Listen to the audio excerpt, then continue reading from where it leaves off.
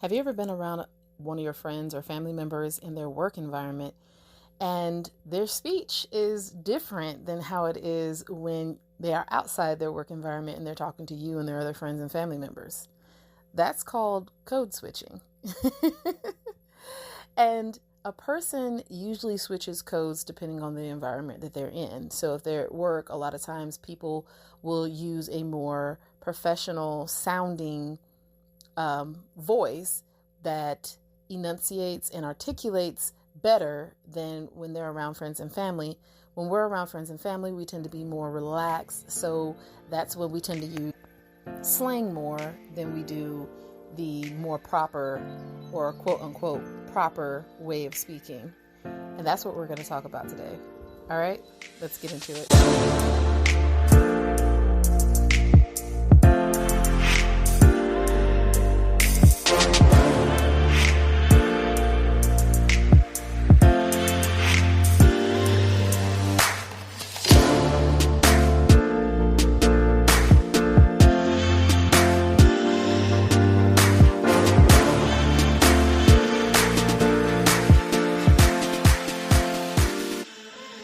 So a more formal definition of code switching, according to Googly is the practice of shifting between two or more languages, dialects, accents, or speech styles depending on the social context, audience, or purpose.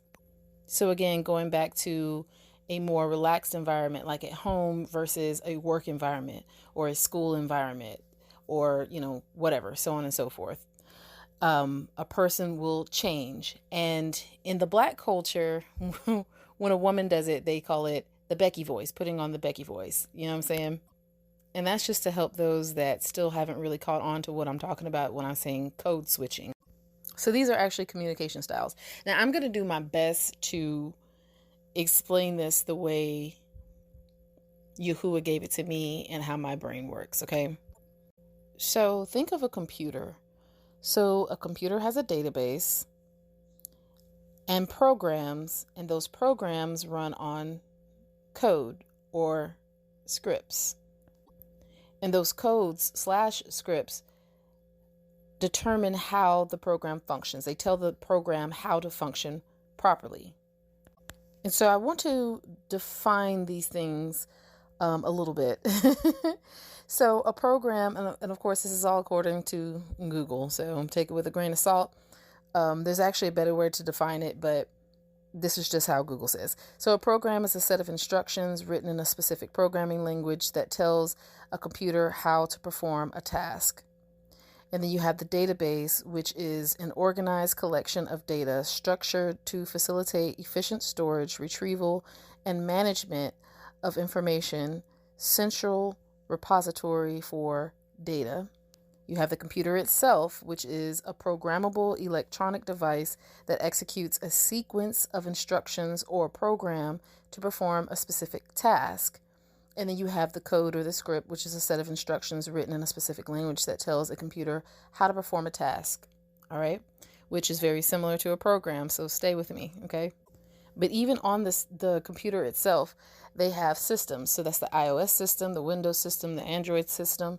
And the system is a collection of interconnected hardware and software components that work together as a unified whole to accomplish a specific set of tasks or provide a platform for other software to run. So I want you to keep that in mind when it says it's a collection of interconnected hardware and software components, all right?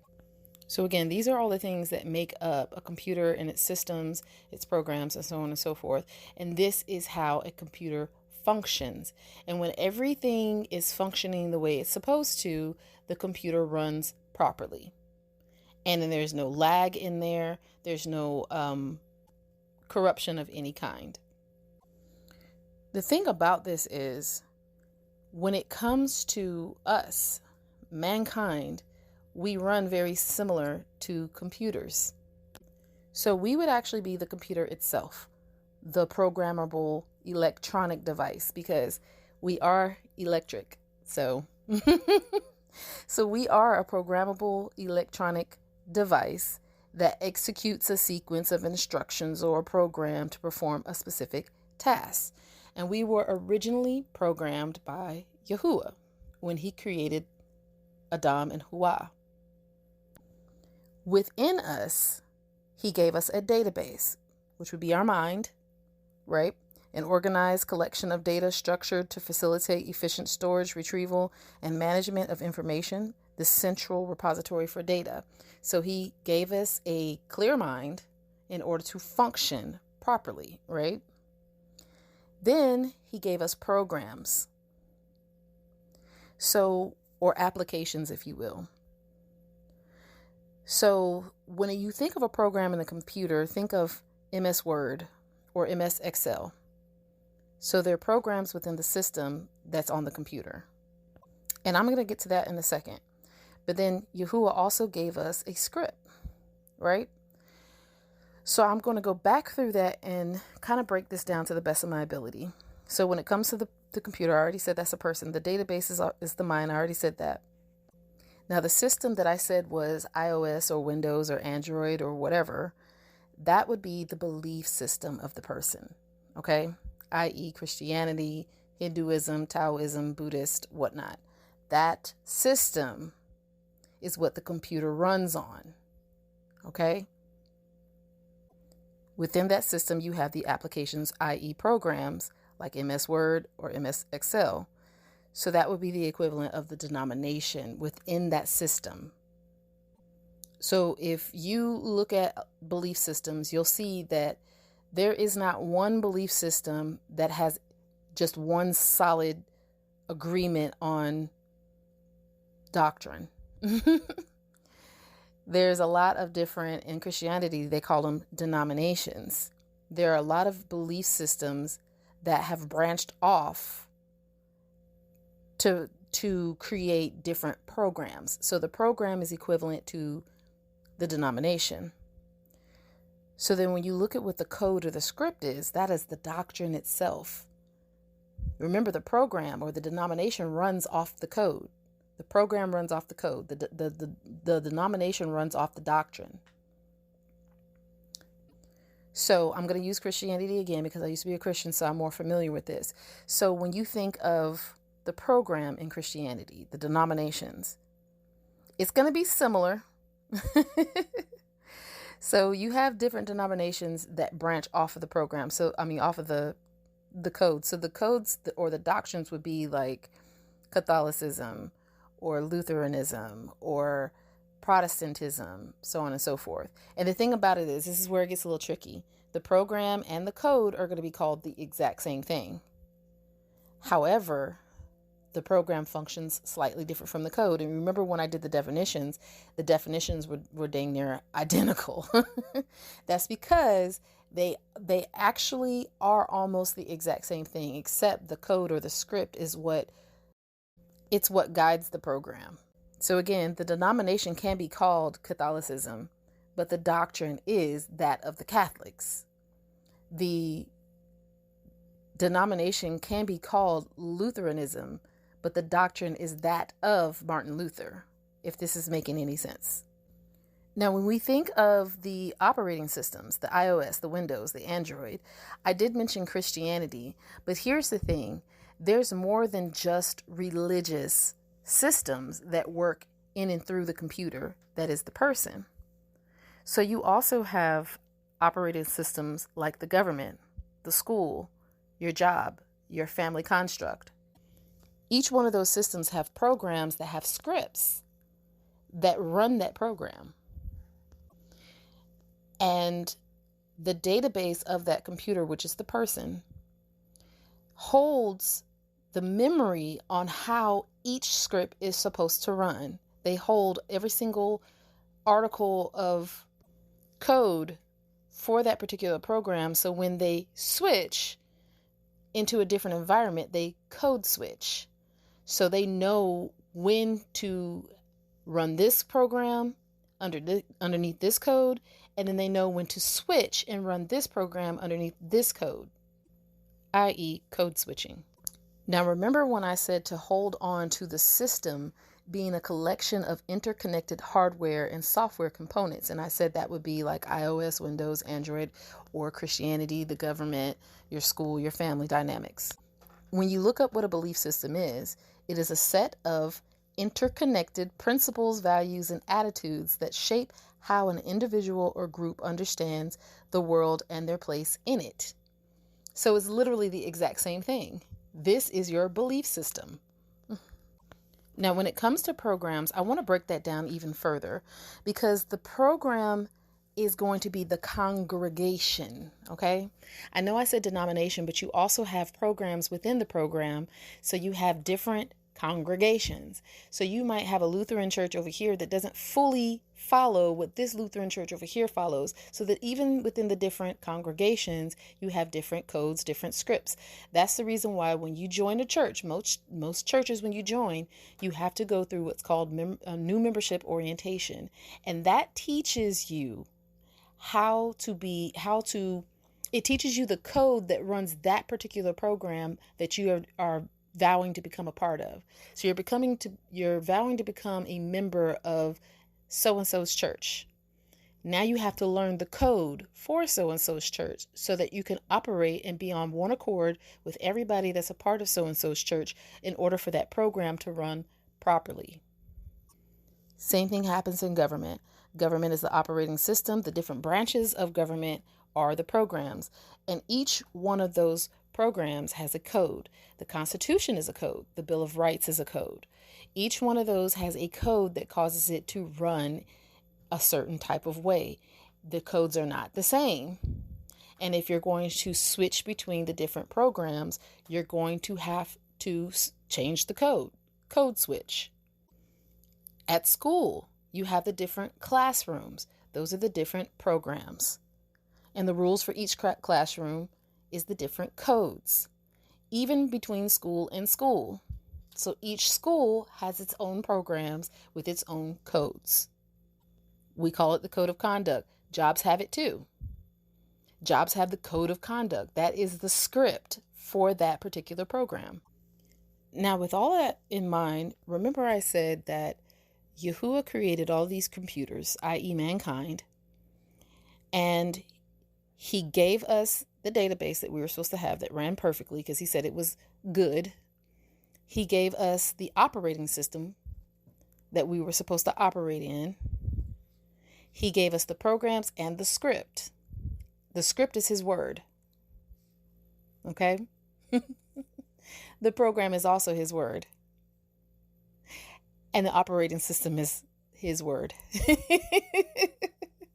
Yahusha, okay? But stay with me on that. So when Adam and Hawa entered into sin, malware was introduced into the operating system. So what malware does is it rewrites the original coding. So go back and think about the account of Adam and Hawa. Adam was giving a code, a specific script. You may eat of every tree that is within the garden, except for the tree that is in the midst of the garden, the tree of knowledge of good and evil. Do not eat it, do not even touch it, for in the day that you do, you shall die. So then Hawa is in the garden, having received this information from her husband, okay? They both received this information.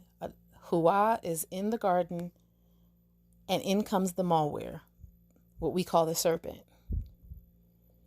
And because her program failed to detect malware, it started running the script of the malware, which corrupted the system. So here comes the malware saying, hey, you shall not surely die. Only added one word into the script, not. You shall not surely die. And then proceeds to say, Yahuwah just don't want you to be like him, knowing good and evil and all this other stuff, right? And again, the program failed to detect the corruption in the script. So it ran the corrupted script and it became dysfunctional. Now, Yahuwah set in place in Yasharal a way to check for malware. So Leviticus or Yakara chapter 13 talks about how the priest is supposed to check for leprosy within a man. And when I say man, I always mean mankind, men, women, children, okay? How to check for leprosy, what the leprosy looks like. So Yahuwah told Aaron and his sons through Masha how to distinguish between the different types of malware.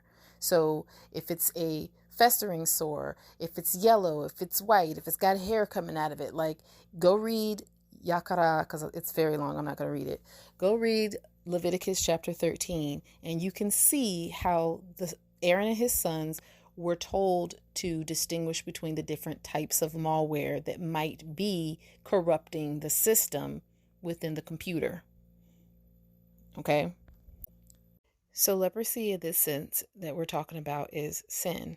We're not talking about a physical leprosy. We're talking about a spiritual leprosy. So all of us were born with a spiritual leprosy upon us because of the sin that Adam and Hawa entered into. Then in Yakara or Leviticus 14, they were told how to remove the malware if it was determined that the computer itself was salvageable or redeemable. Okay? So the first part of Leviticus 14, 1 to 32 talks about the individual.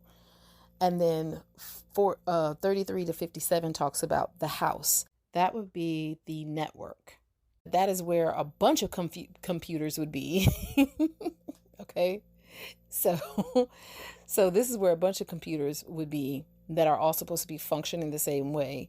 But you're assessing which computer is malfunctioning so you can remove it out of the group of computers so that everything will run properly. Now, when it comes to the malware removal, we were given Yahusha. So the corruption is sin, which is transgression of Yahuwah's law, according to 1 John 3 and 4, and I'll go there in a second. But Yahusha was given as the virus sweeper, the removal of the malware. And in Yehukanan, John chapter 10, verse 10, he says, the thief, that is the malware, comes not but for to steal and to kill and to destroy. That's what malware does. I am come that they might have life and that they might have it more abundantly. So he literally came to restore the computer back to its original function without the malware, to restore the system so that the programs will run properly and that the script will be the proper script, i.e. the word of Yahuwah.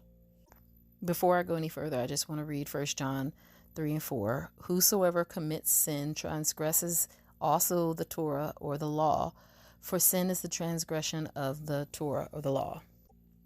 So Yahusha told us how to do a complete system wipe, okay? Matthew 26 to 28 says,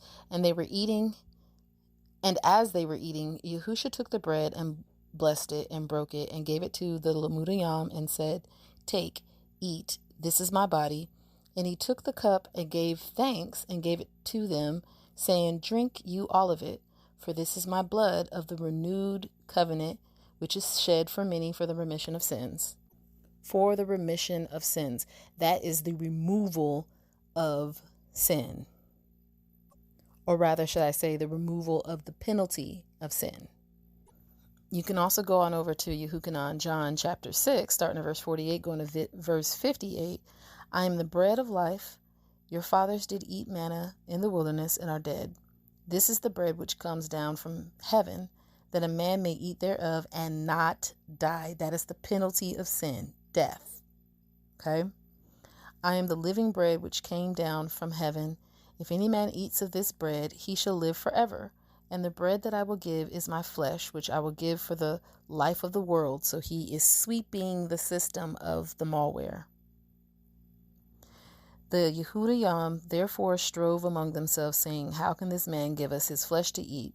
Then Yahusha said unto them, Aman, aman, I say unto you, except you eat the flesh of the son of Adam and drink his blood, you have no life in you. So I want to pause right there. So them saying, how can this man give us his flesh to eat?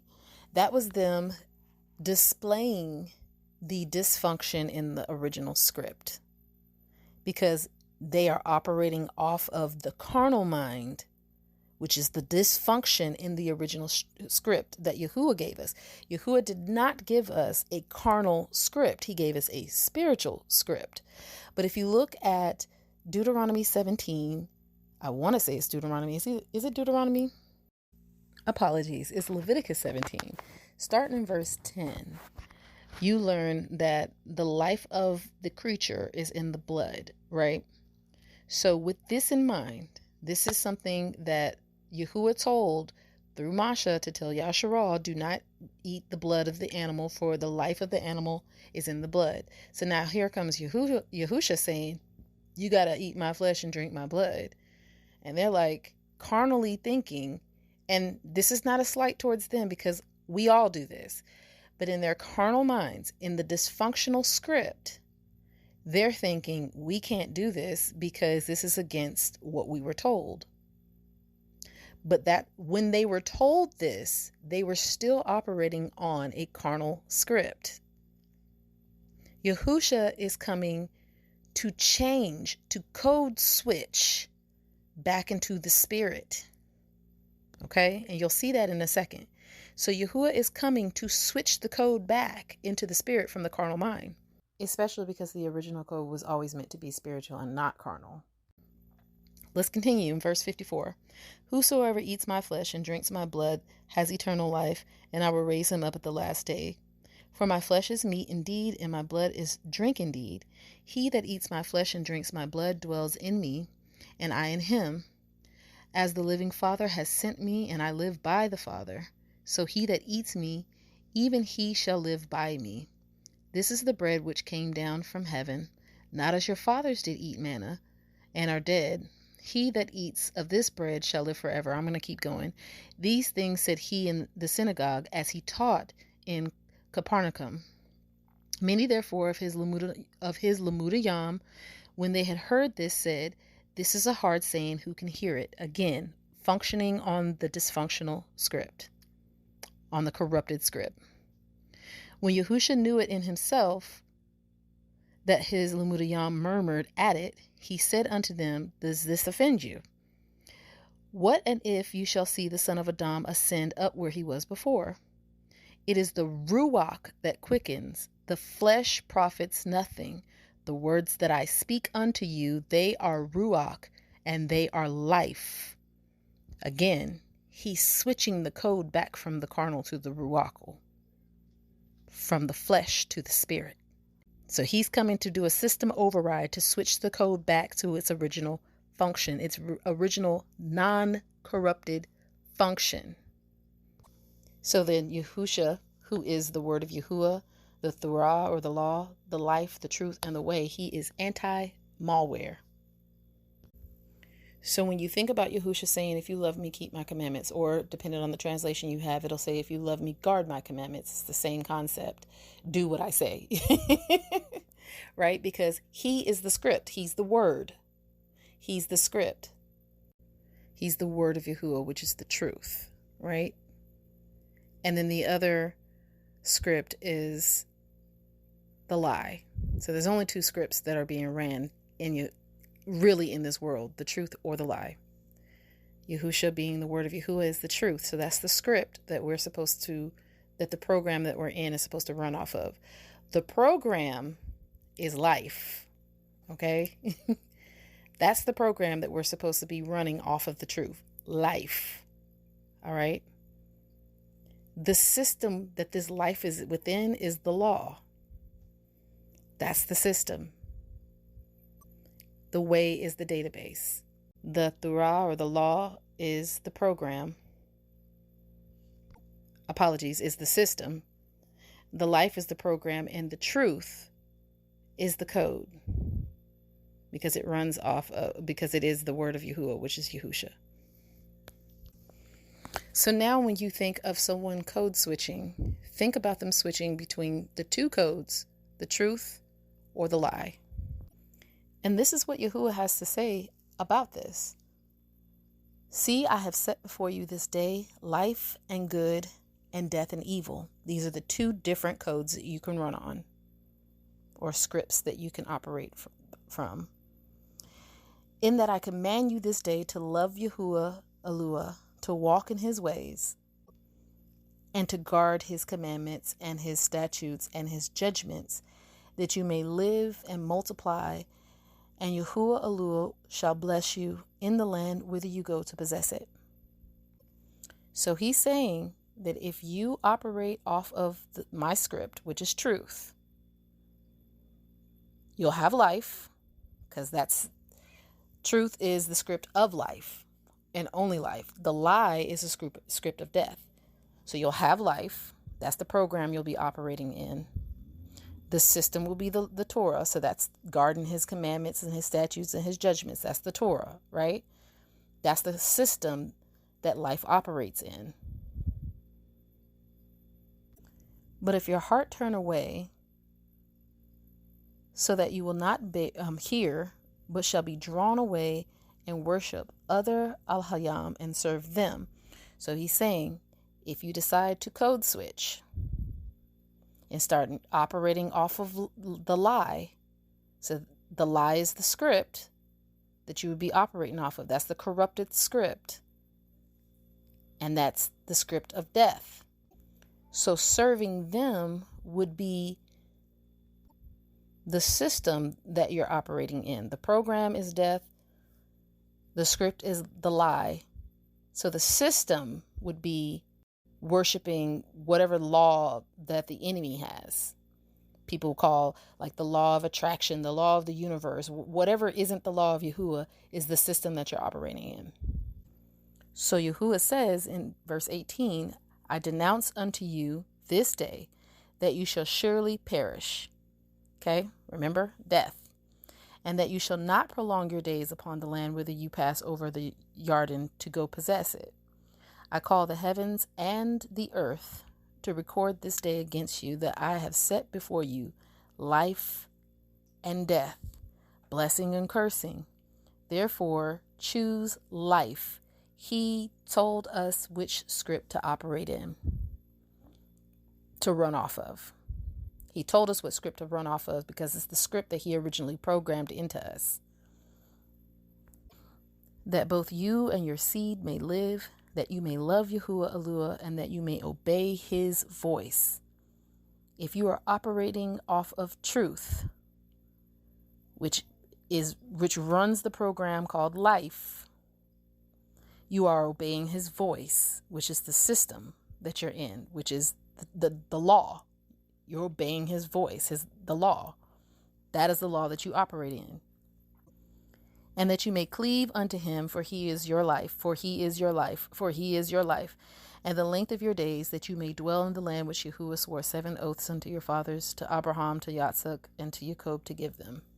So this is what Yahuwah is doing. He's switching the code back. He's switching the code from the corruptible back to the incorruptible in his people. And just like with any computer, you can add programs into the original system. That's the grafted in Gentiles.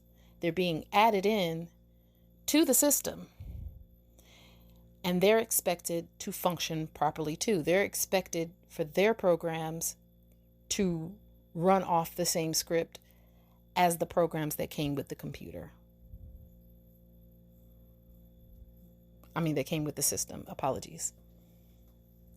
They're expected to do the exact same thing as the original programs.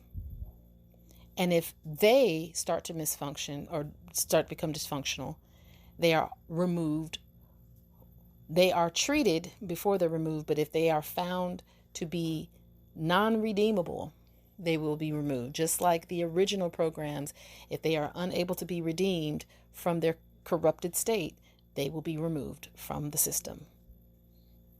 You can even say that Yahuwah's kingdom is the system, not just his law. His kingdom is a system. However you want to look at that. But yeah, prayerfully it makes everything make a little bit more sense as to what exactly is going on. So when you hear all these different doctrines that people are running and operating off of, you can see which one is corrupted and which one isn't corrupted. There's only one doctrine that Yahuwah gave to us. Everything else outside of that is a corrupted doctrine. It is a doctrine of devils. So that lets you know who you're listening to. It lets you know what system you're operating in. It lets them know what programs you're running. It shows what scripts are running those programs, what scripts are running in the background of those programs. It's the corrupted script.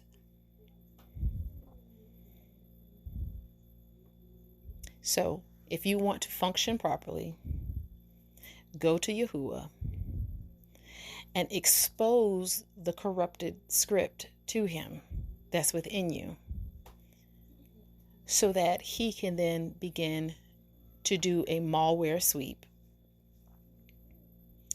and start to code switch you back into the correct code, from the carnal to the ruachal, from the flesh to the spirit. All right? If you want to get in contact with me, you can reach me at replenishme@gmail.com. RIPLENISH, me@gmail.com. As usual, it was a pleasure being able to sit here and talk with you today, even though it was just me talking. But anyway, I bid you much ahaba and shalom.